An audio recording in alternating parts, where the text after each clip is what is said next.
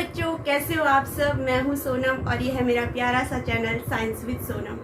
बच्चों, last time हमने पढ़ा था, हमारा जो चैप्टर था पादपों में पोषण वो कंप्लीट हो गया था। आज हम इसके जो प्रश्न हैं वो करेंगे। तो सबसे पहला क्वेश्चन है इसमें कि जीवों को खाद्य की आवश्यकता क्यों पड़ती है। हमें जब भूख लगती है और हम खाना खाते हैं तो क्या होता है, हमारी भूख शांत हो जाती है और उससे क्या होता है, एक चीज, हमारा वृद्धि और विकास भी होता है। कैसे? हम जो खाना खाते हैं उसमें क्या होते हैं, पोषक तत्व होते हैं।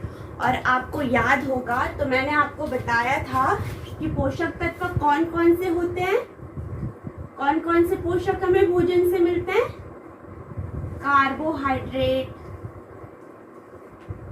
कार्बोहाइड्रेट, दूसरा कौन सा होगा बच्चों, प्रोटीन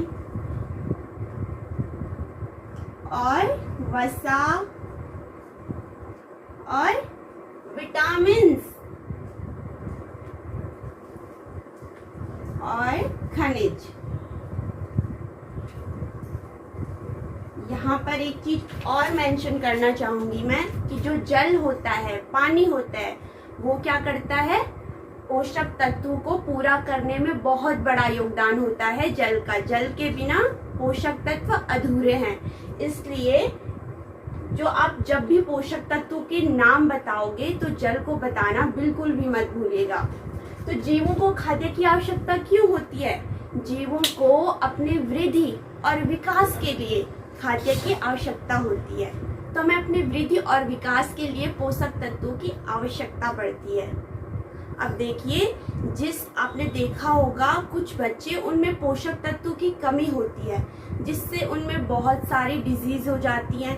तो अगर हम खाना नहीं खाएंगे तो हमें पोषक तत्व नहीं मिलेंगे, और हमें पोषक तत्व नहीं मिलेंगे तो हमारी बॉडी में बहुत सारे रोग हो सकते हैं। इसलिए जीवों को खाद्य की बहुत ज़्यादा ज़रूरत होती है। हमें अपनी जो भी डेली के काम होते हैं उनको करने के लिए जो हमें एनर्जी चाहिए वो भी तो हमें खाने से मिलती है। तो इसलिए हमें खाद्य की आवश्यकता पड़ती है। तो बच्चों फिर से ध्यान दीजिए, यहाँ सेकंड क्वेश्चन है कि परजीवी एवं मृतजीवी में अंतर स्पष्ट कीजिए। तो बच्चों, लास्ट टाइम हमने क्या पढ़ा था कि क्या परजीवी हैं, क्या मृतजीवी हैं। अगर आपको याद होगा तो परजीवी वो जीव होते हैं जो क्या करते हैं, दूसरे पर निर्भर होते हैं। इसमें हमने किसका एग्जाम्पल देखा था? इसमें हमने देखा था अमरबेल का एग्जाम्पल। परजीवी में किसका उदाहरण देखा था? अमरबेल।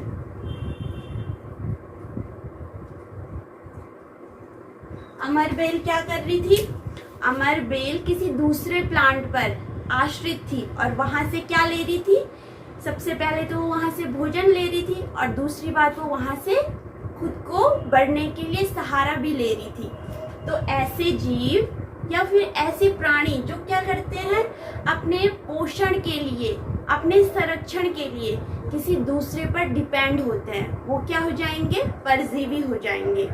तो इसमें अमरबेल का क्या था, उदाहरण था। अमरबेल था परजीवी। और बच्चों आप मुझे कमेंट में बताइए कि इसमें परपोषी क्या था, परपोषी का उदाहरण और परपोषी की परिभाषा भी मुझे बताइएगा। दूसरा आता है मृतजीवी। तो मृतजीवी वो जीव, वो पादप, वो सभी इसमें आ जाएंगे जो क्या करते हैं, सड़े गले पदार्थों पर उगते हैं और उनसे अपना पोषण लेते हैं। ऐसे जीव क्या हो जाएंगे, मृतजीवी। अभी मैंने आपको इससे पहले वाली क्लास में बताया था कि जो हम मशरूम खाते हैं, ठीक है, जिसको फंजाई कहते हैं, हम मशरूम खाते हैं, वो भी क्या है, एक मृतजीवी का उदाहरण है। तो आपको याद रखना है मृतजीवी का क्या उदाहरण है, कवक। ये कहाँ उगते हैं, सड़े गले पदार्थों पर उगते हैं और उन्हीं से क्या करते हैं, अपना भोजन लेते हैं। तो बच्चों नेक्स्ट क्वेश्चन है कि आप पत्ती में मंड स्टार्च की उपस्थिति का परीक्षण कैसे करेंगे। तो ये आपकी नोटबुक में है, इसको आप अपने घर पे भी कर सकते हो। और हाँ, क्रियाकलाप करने के बाद आपका रिजल्ट क्या आया, ये आप मुझे जरूर कमेंट में बताइएगा। बच्चों, नेक्स्ट क्वेश्चन है, हरे पादपों में खाद्य संश्लेषण प्रक्रम का संक्षिप्त विवरण दीजिए। तो हमने पिछली क्लास में पढ़ा था कि हरे प्लांट कैसे अपना फूड सिंथेसिस करते हैं। तो अभी मैं आपको फिर से बता देती हूँ, फिर से आप लोगों के लिए एक पौधा यहाँ पे बना रही हूँ। ये पौधा हो गया, ये इसकी पत्तियां हैं और ये यहाँ पर सन है। तो बच्चों, होता क्या है, जब सूरज निकलता है आसमान में तो ये सूरज क्या करता है, ये हमें प्रकाश देता है। तो क्या होता है कि जब सूरज का प्रकाश पत्तियों पर पड़ता है तो पत्तियों में कौन सा वर्णक होता है, क्लोरोफिल। जब सूर्य का प्रकाश पत्तियों पर पड़ता है तो पत्तियों में उपस्थित क्लोरोफिल क्या कर देता है, उस सारे प्रकाश को संग्रहित कर देता है। और जैसे ही प्रकाश का संग्रहण होता है तो जो पत्तियां हैं वो खाना बनाना स्टार्ट कर देती हैं। अब हमें जैसे सब्जी बनाने के लिए नमक मिर्च चाहिए, तेल चाहिए, टमाटर चाहिए, प्याज चाहिए, वैसे ही हमारी इस पत्ती को क्या क्या चाहिए, इस पत्ती को चाहिए कार्बन डाइऑक्साइड और जल। कार्बन डाइऑक्साइड इसको कहाँ से मिलेगा, जो वातावरण है इससे क्या मिलेगा पत्ती को, CO2 कार्बन डाइऑक्साइड। और वो पत्ती का कौन से पार्ट से अंदर जाएगा, तो पत्तियों में छोटे छोटे छेद होते हैं, उनको क्या कहते हैं, उनको कहते हैं स्टोमेटा, रंध्र। तो क्या होता है, पत्तियों के जो छेद होते हैं वहां से रंध्रों से CO2 अंदर चली जाती है। और जो पानी होता है वो कहाँ से मिलता है प्लांट को, वो मिलता है उसको जड़ों से। जड़ें क्या कर देती हैं, मिट्टी से जल को अवशोषित कर लेती हैं और जल अवशोषित होता है और जड़ें क्या करती हैं, सारे प्लांट को पानी को भेज देती हैं। जैसे पानी मिला किसको, पत्ती को, पत्ती के पास क्या है, पहले से सनलाइट है, फिर उसने कार्बन डाइऑक्साइड लिया, फिर उसको क्या मिला, पानी मिला। और फिर जब कार्बन डाइऑक्साइड और पानी मिलते हैं तो वो क्या बनाते हैं बच्चों, जब CO2 और H2O मिलते हैं तो वो क्या बनाते हैं, वो बनाते हैं आपका C6H12O6। क्या कहते हैं इसको, ग्लूकोज। ग्लूकोज, और ग्लूकोज के साथ एक और चीज क्या बनाते हैं, ऑक्सीजन। और ऑक्सीजन का यूज कौन करता है, वो सभी प्राणी जो ऑक्सीजन को सांस के रूप में लेते हैं। और एक और चीज बच्चों, जो ये ग्लूकोज है, प्लांट इस ग्लूकोज को किसके रूप में लेते हैं, किसके रूप में अपने पास रखते हैं, स्टार्च के रूप में। और आपको मैंने बताया था स्टार्च किसका फॉर्म है, किसका रूप है, कार्बोहाइड्रेट का। इसका मतलब क्या हो गया, ग्लूकोज भी क्या है, एक कार्बोहाइड्रेट।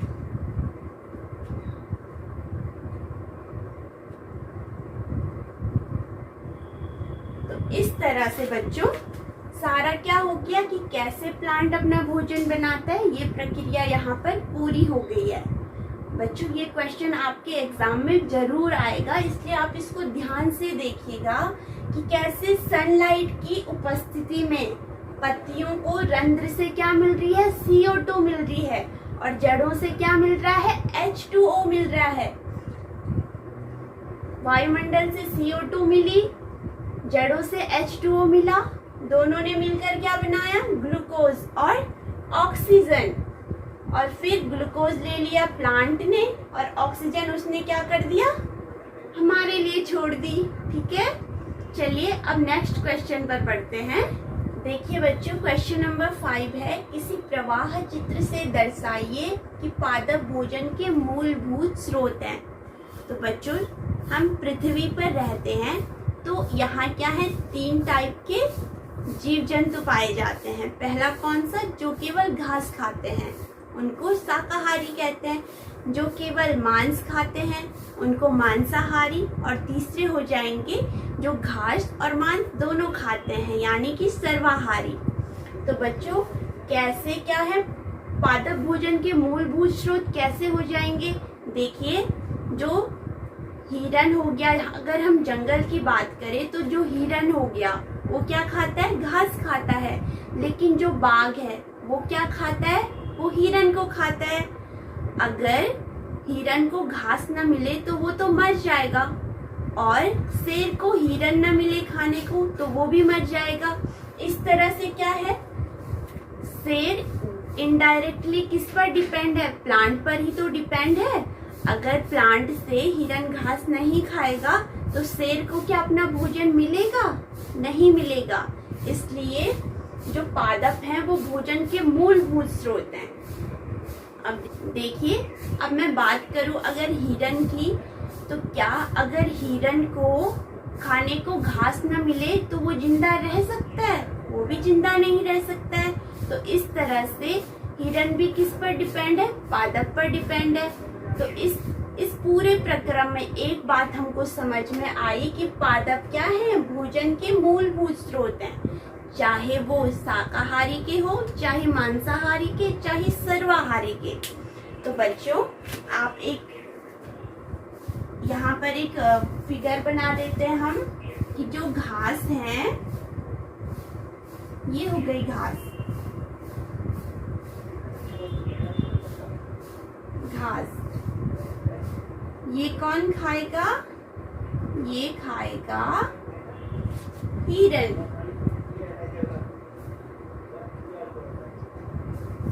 और हिरन को किसने खाया बच्चों?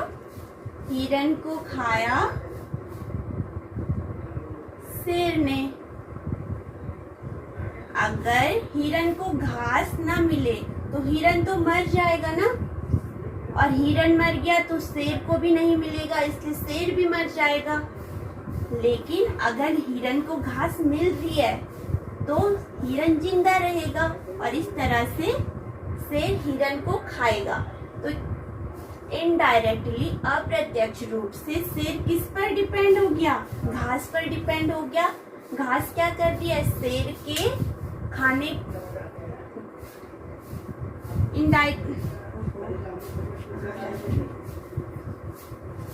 तो देखो बच्चों, इनडायरेक्टली शेर किस पर डिपेंड हो गया? घास पर डिपेंड हो गया। क्यों? क्योंकि वो हिरन पर डिपेंड है। और हिरन किस पर डिपेंड है?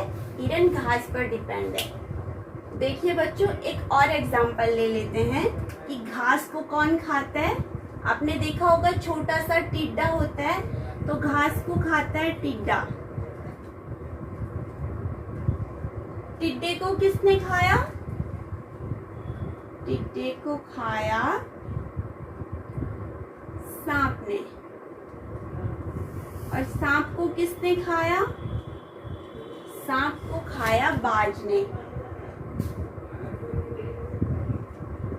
तो बच्चों एक चीज आपको समझ में आ रही होगी, अगर टिड्डा घास नहीं खाएगा तो सांप को उसका खाना मिलेगा? नहीं मिलेगा। और सांप को उसका खाना नहीं मिलेगा तो बाज को भी उसका खाना नहीं मिलेगा। तो इनडायरेक्टली ये बाज किस पर डिपेंड है? घास पर डिपेंड है ना। अगर घास खाने वाले जीव जंतु ही जिंदा नहीं रहेंगे तो क्या मांसाहारी जिंदा रह पाएंगे? नहीं रह पाएंगे। क्या सर्वाहारी जिंदा रह पाएंगे? नहीं रह पाएंगे। इसलिए पादप क्या है? भोजन का मूलभूत स्रोत है। उम्मीद है आपको अब ये क्वेश्चन समझ में आ गया होगा और आप अच्छे से इसको अपने एग्जाम में कर सकते हो। तो बच्चों अब है रिक्त स्थानों की पूर्ति कीजिए। और इसमें फर्स्ट क्वेश्चन है, क्योंकि हरे पादप अपना भोजन स्वयं बनाते हैं इसलिए उन्हें डैश कहते हैं। तो बच्चों मैंने आपको बताया था कि हरे पादप अपना भोजन स्वयं बनाते हैं, इसलिए उन्हें क्या कहते हैं? उन्हें कहते हैं स्वपोषी।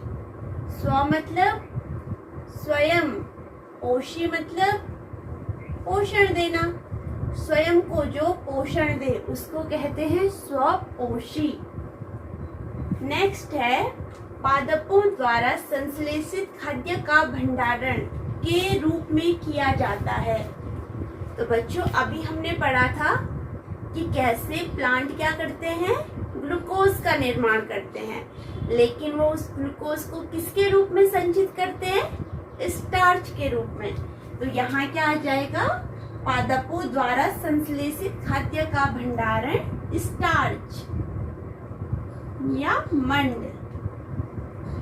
मंड के रूप में किया जाता है। नेक्स्ट क्वेश्चन है बच्चों, प्रकाश संश्लेषण के प्रक्रम में जिस वर्णक द्वारा सौर ऊर्जा संग्रहित की जाती है उसे क्या कहते हैं। बच्चों इस क्वेश्चन के लिए मैं आपको एक हिंट देना चाहूंगी कि इसी वर्णक के कारण पत्तियों का रंग हरा भी होता है। तो बताइए वो कौन सा वर्णक है। तो बच्चों वो वर्णक है जो क्या करता है, सनलाइट को संग्रहित कर देता है। उस वर्णक को कहते हैं क्लोरोफिल।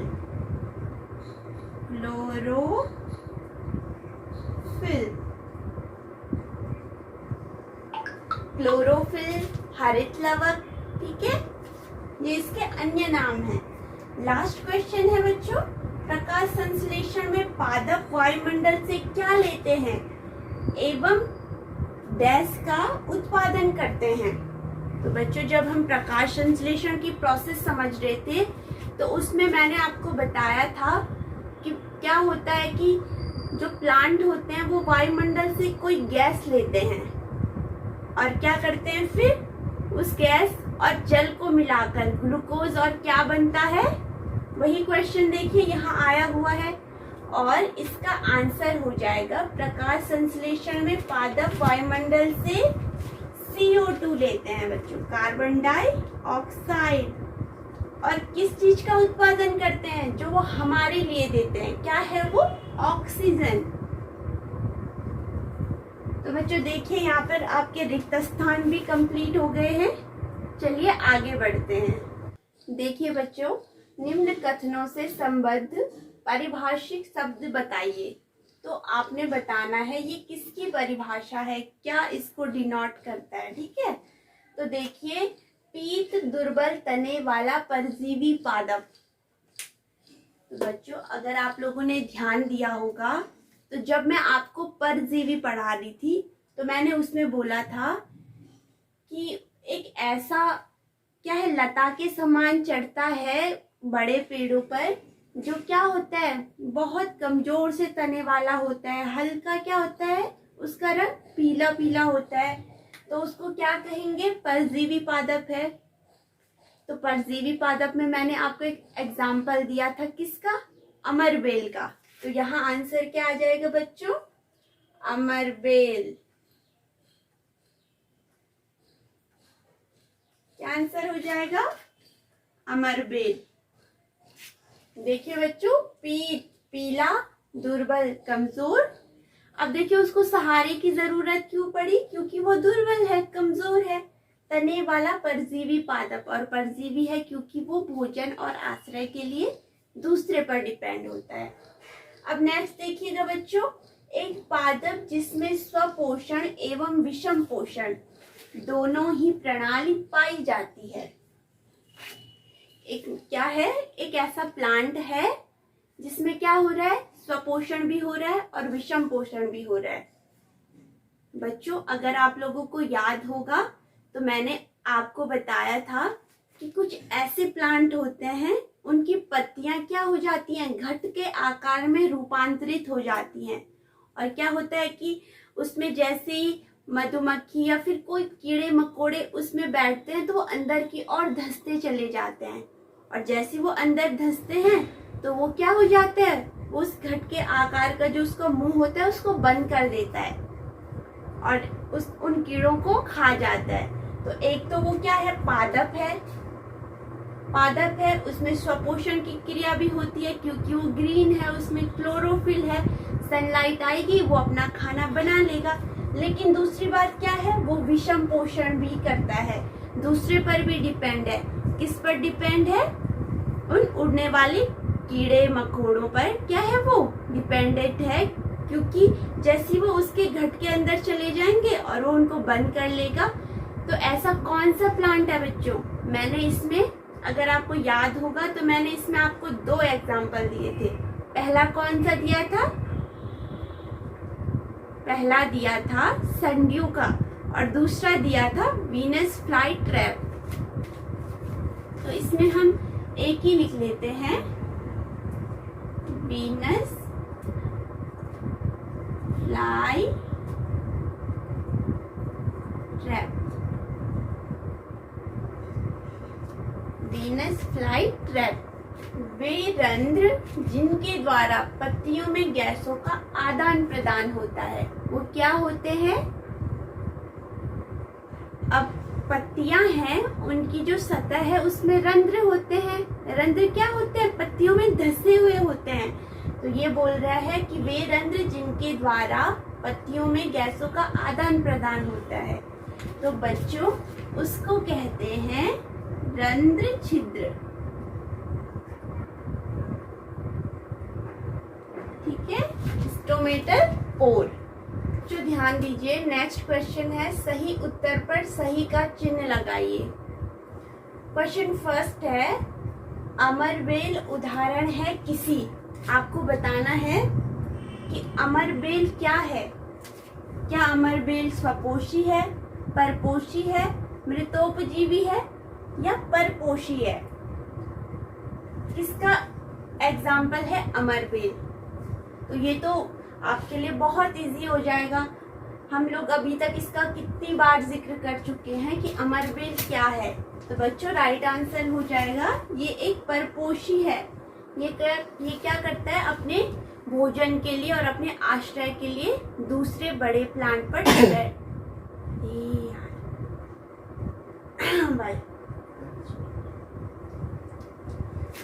फिर से बात पढ़ो ना यार, तुम इस तरीके।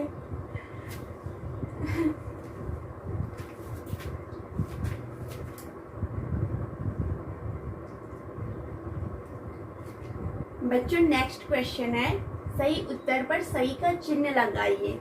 और इसमें फर्स्ट क्वेश्चन है, अमरबेल उदाहरण है किसी। किसका उदाहरण है? स्वपोषी का, परजीवी का, मृतोपजीवी का या परपोषी का? तो अब तक तो हम अमरबेल का कितनी बार जिक्र कर चुके होंगे। आप लोगों को तो अब तक समझ आ गया होगा कि अमरबेल क्या है। अमरबेल एक परजीवी है। ये क्या होता है? दूसरे पर जीवन यापन करता है। किसके लिए? भोजन के लिए। किसके लिए? आश्रय के लिए।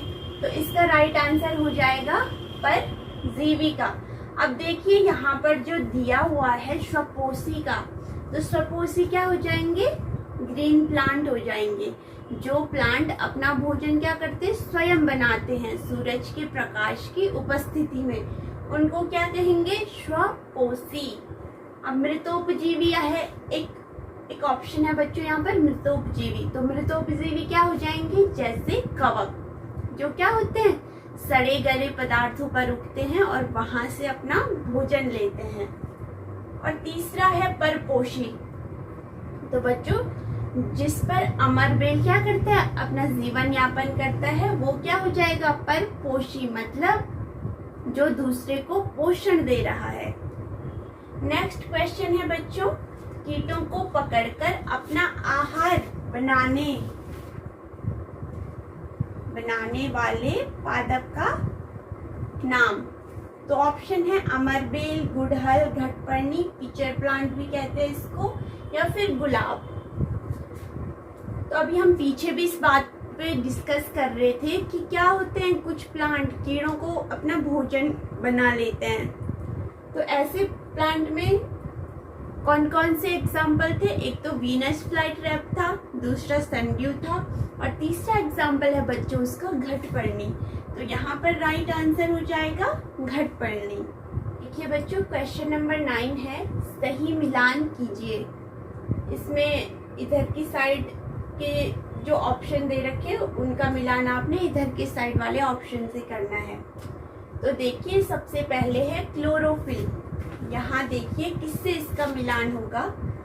क्लोरोफिल जीवाणु, परपोषित, घटपर्णी, पत्ती या परजीवी। तो बच्चों किस में पाया जाता है क्लोरोफिल? ये तो बिल्कुल क्लियर आंसर है। किस में पाया जाएगा? पत्ती में।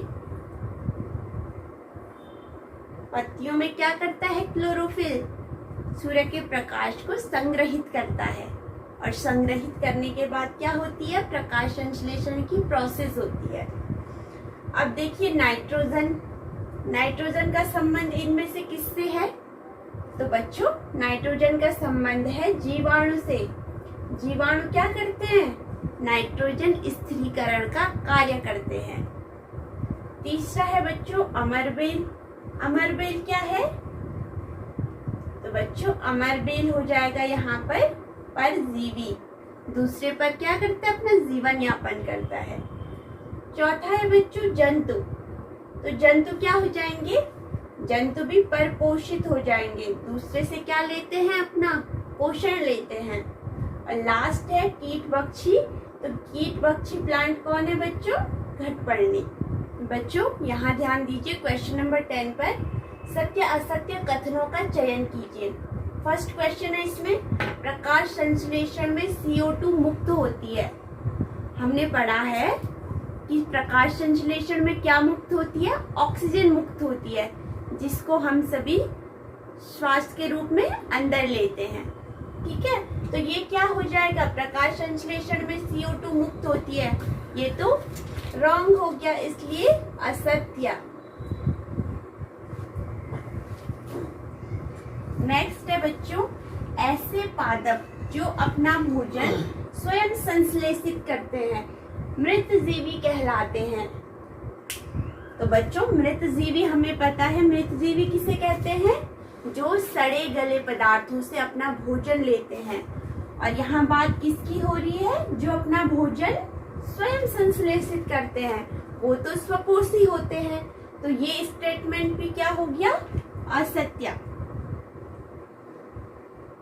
असत्य, गलत हो गया ये। अब देखिए, प्रकाश संश्लेषण का उत्पाद प्रोटीन नहीं है। प्रकाश संश्लेषण में हमें क्या प्राप्त होता है? प्रकाश संश्लेषण में हमें दो चीजें मिलती है, एक तो मिलता है ग्लूकोज और दूसरा मिलता है ऑक्सीजन। तो हमें प्रोटीन तो मिलता ही नहीं है प्रकाश संश्लेषण में। प्रोटीन के लिए प्लांट को क्या करना पड़ता है? नाइट्रोजन का स्थिरीकरण करना पड़ता है। तो ये स्टेटमेंट क्या हो गया? प्रकाश संश्लेषण का उत्पाद प्रोटीन नहीं है। ये एकदम सत्य हो गया, प्रोटीन नहीं है। क्या है? ग्लूकोज। प्रकाश संश्लेषण में सौर ऊर्जा का रासायनिक ऊर्जा में रूपांतरण होता है। तो बच्चों प्रकाश ऊर्जा में ये स्टेटमेंट बोल रहा है कि प्रकाश ऊर्जा में सौर ऊर्जा का रासायनिक ऊर्जा में रूपांतरण होता है। तो ये एकदम सत्य है, क्योंकि क्या होता है? सन से हमें क्या मिल रही है? सौर ऊर्जा। और फिर जो सौर ऊर्जा हमें मिल रही है CO2 और H2O के साथ मिलकर फिर हमें क्या मिल रहा है? ग्लूकोज और ऑक्सीजन। तो ये रिएक्शन कैसी हो गई? रासायनिक। तो ये स्टेटमेंट बिल्कुल सत्य हो जाता है कि सौर ऊर्जा का रासायनिक ऊर्जा में रूपांतरण कहाँ हो रहा है? प्रकाश संश्लेषण की क्रिया में। तो ये भी एकदम क्या हो गया? सत्य। इतना समझ में आ गया होगा बच्चों आपको। चलिए अब आगे चलते हैं। बच्चों ये लास्ट क्वेश्चन है, यहाँ ध्यान दीजिएगा। सही विकल्प चुनिए। पादप के किस भाग द्वारा प्रकाश संश्लेषण हेतु वायु से CO2 ली जाती है? और ऑप्शन है मूल, रोम, रंध्र, पर्णशिराएं और बाह्य दल।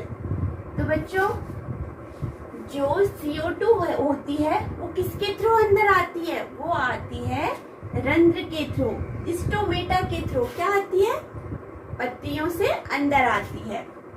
नेक्स्ट क्वेश्चन है बच्चों, वायुमंडल में मुख्यतः जिस भाग द्वारा पादप CO2 प्राप्त करते हैं वह है। तो बच्चों ऊपर वाले क्वेश्चन में हमने देखा कि वो कहाँ से आ रही है? रंध्र से आ रही है। और हमें पता है रंध्र किस पर लगे होते हैं? रंध्र लगे होते हैं पत्तियों पर। तो इसका आंसर क्या हो जाएगा? पत्तियां। तो बच्चों ये थे आज के कुछ क्वेश्चन और इस तरह से आपका ये चैप्टर कंप्लीट हो गया है। अगर इससे संबंधित कोई क्वेश्चन है जो आपको समझ में नहीं आ रहा है तो आप लोग मुझे कमेंट में बता सकते हो। तो चलिए, मिलती हूँ आपको आपकी अगली क्लास में। तब तक आप अपना ध्यान रखिएगा।